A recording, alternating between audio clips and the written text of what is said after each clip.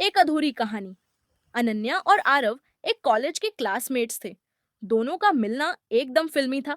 आरव का शरारती अंदाज और अनन्या की सिंप्लिसिटी, दोनों में एक अजीब सी केमिस्ट्री थी। कॉलेज के प्रोजेक्ट्स के बहाने दोनों का वक्त साथ गुजरने लगा। धीरे धीरे दोनों की दोस्ती एक गहरी फीलिंग में बदलने लगी। आरव के दिल में अनन्या के लिए प्यार था, लेकिन वह अपनी फीलिंग्स कभी इजहार नहीं कर सका। एक दिन कॉलेज के एक फंक्शन में अनन्या की दोस्ती एक नए लड़के रोहन से हुई। रोहन का कॉन्फिडेंट और चार्मिंग पर्सनैलिटी देखकर अनन्या उसकी तरफ अट्रैक्ट होने लगी। आरव ने ये सब देखा, लेकिन अपने दिल का हाल छुपाया। उसने सोचा, अगर वो खुश है तो मुझे और क्या चाहिए। समय बीता और अनन्या और रोहन एक रिलेशनशिप में आ गए। आरव उनका सबसे अच्छा दोस्त बनकर रह गया। अंदर से उसका दिल टूट चुका था, लेकिन अनन्या की खुशी उसके लिए सब कुछ थी। एक दिन अनन्या ने आर एक दिन अनन्या ने आरव से पूछा, क्या तुम्हें कभी प्यार हुआ है? आरव के पास जवाब था, लेकिन उसने मुस्कुराते हुए कहा, अभी तक नहीं। एक साल बाद अनन्या और रोहन की शादी होने वाली थी। शादी से एक दिन पहले आरव ने अपनी फीलिंग्स कन्फेस करने का फैसला किया। शादी की रात, जब सब सो रहे थे, आरव अनन्या के कमरे के बाहर गया और एक लेटर छोड़ दिया।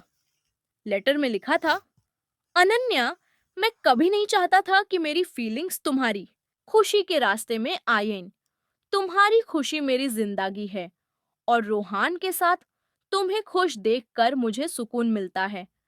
मैंने तुमसे बिना कुछ कहे तुमसे प्यार किया और हमेशा करता रहूंगा। यह शायद मेरी अधूरी कहानी है, लेकिन तुम्हारी कहानी पूरी होनी चाहिए। तुम्हारी हमेशा खुशी के लिए दुआ करूंगा। तुम्हारा दोस्त आरव। अनान्या ने वो लेटर पढ़ा और आंसुओं से भर गई। उसने आरव को ढूंढने की कोशिश की, लेकिन वो कहीं नहीं मिला। आरव ने अपनी जिंदगी से दूर चली चली जाने का फैसला किया था, ताकि अनन्या अपनी जिंदगी में खुश रहे। शादी के दिन अनन्या एक खाली महसूस कर रही थी। रोहन के साथ मंडप में बैठते हुए उसका दिल आरव की तरफ खींच रहा था, लेकिन उसने अपनी जिंदगी का फैसला कर लिया था। कई सालों बाद अनन्या एक कॉफी शॉप में अपने बच्चों के साथ थी। तभी उसने आरव को देखा। आरव अकेला था, लेकिन अब भी उसकी मुस्कान वहीं थी। दोनों की नजरें मिली और एक पल के लिए सब कुछ रुक गया। दोनों मुस्कुराए, जैसे पुरानी यादें उनके बीच फिर जिंदा हो गई हों। लेकिन इस बार दोनों ने सिर्फ अपनी जिंदगियों को आगे बढ़ने दिया, क्योंकि कुछ कहानियां हमेशा अधूरी रह जाती हैं। प्यार सिर्फ पाने का नाम नहीं, बल्कि किसी की खुशी में अपनी खुशी देखने का नाम है।